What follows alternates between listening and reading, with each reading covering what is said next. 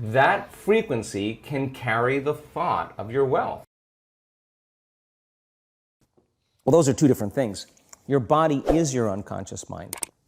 In a sense, if you're sitting down and you start thinking about some future worst-case scenario that you're conjuring up in your mind, and you begin to feel the emotion of that event, your body doesn't know the difference between the event that's taking place in your world, outer world, and what you're creating by emotion or thought alone.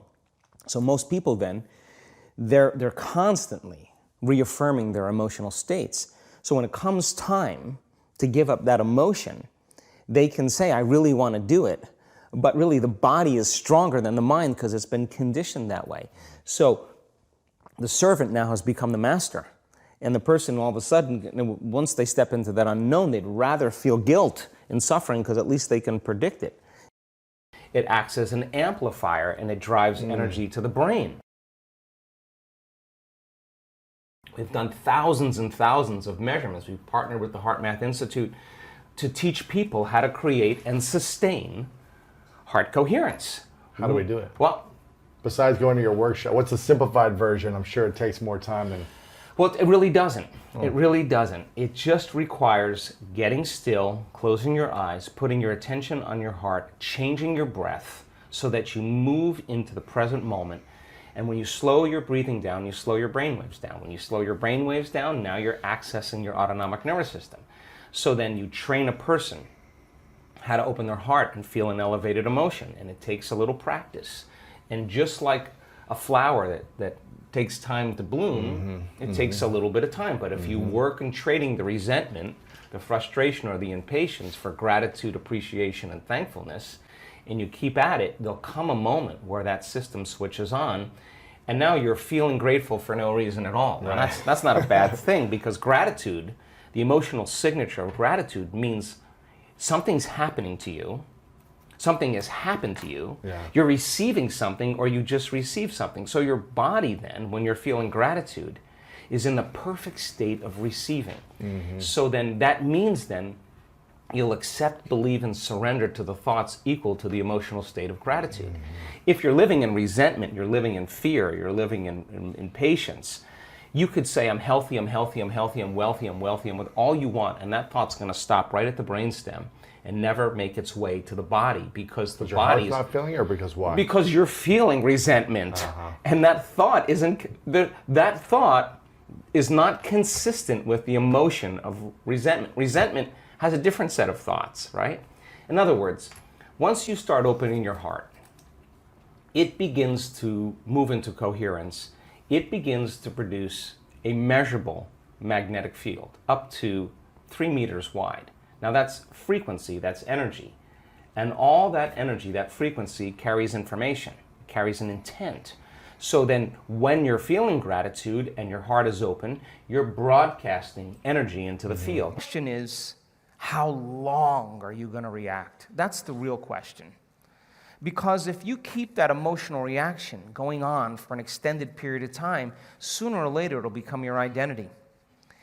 And then people say, why are you so bitter? Why are you so frustrated? Why are you suffering so much? And your brain, in that emotion, you're in the emotion, which means you're in the chemical residue of the past, is going to call up the event because you're emotionally connected to it. And you're going to say, I'm this way because of that past experience. So then, imagine what I do with people. We have people that have been abused. We have people that have been traumatized, that have been assaulted. We have people that have had very, very difficult pasts. And have you ever heard me say to revisit the event? No. Have you ever heard me say that? No. Never do we need to revisit the event, because once you do, you open the box. But what we want to do is overcome the emotion, because that's just what's lasting from the event. So you sit a person down, and the moment you sit them down, what do you think the body's going to do? It's going to look for something to recreate that emotion, because that's the person's identity. Are you with me still? Yes. So if I make the person, if I inspire the person to sit there, and they're sitting there, and all of a sudden they're noticing that they're hot, and they're irritated, and their stomach is twisting.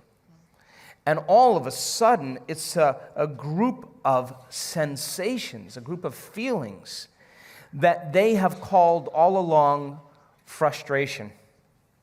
But the different sensations, the moment you name it, it becomes an emotion. But what it is just bodily sensations. It's energy that's stuck in the body. So the body is looking to go back to the past. It's believing it's in the past. Are you with me still? Yes. So if the person becomes aware that their body is doing that, and like training an animal, allow the body to feel that emotion and then settle it down into the present moment. When you settle it down into the present moment, the body starts to trust the present moment and move out of the past. And there's a release of energy. Then the body goes, well, wait a second, what's going to happen in the next moment? And it starts doing that. And it starts to try and anticipate the future. And you settle the body back down into the present moment. And every time you do that, you're telling the body it's no longer the mind.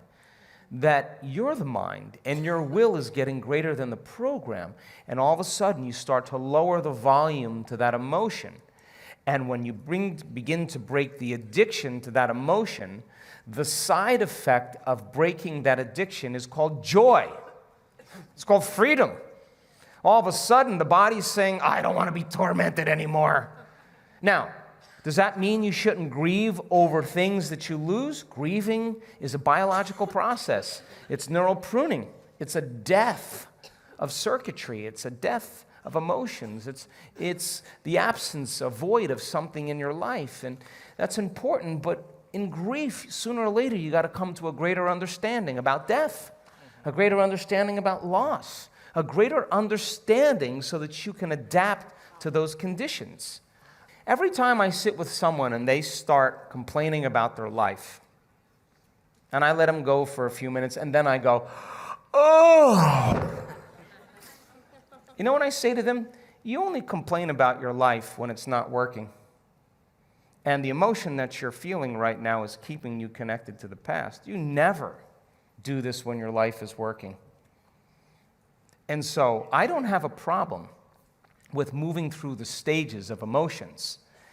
But I also know that what a person really wants more than anything else is to be free. People want to be free. And I have witnessed transformation on every culture, on every skin color, every shape, every size, every age. I've witnessed it. And the same radiance that takes place in a person's face, a light behind their eyes, a different physical presentation of their face is eminent, it's real. And that person has worked to overcome themselves. And so it's not that we shouldn't feel emotions, we should feel those emotions and feel them completely.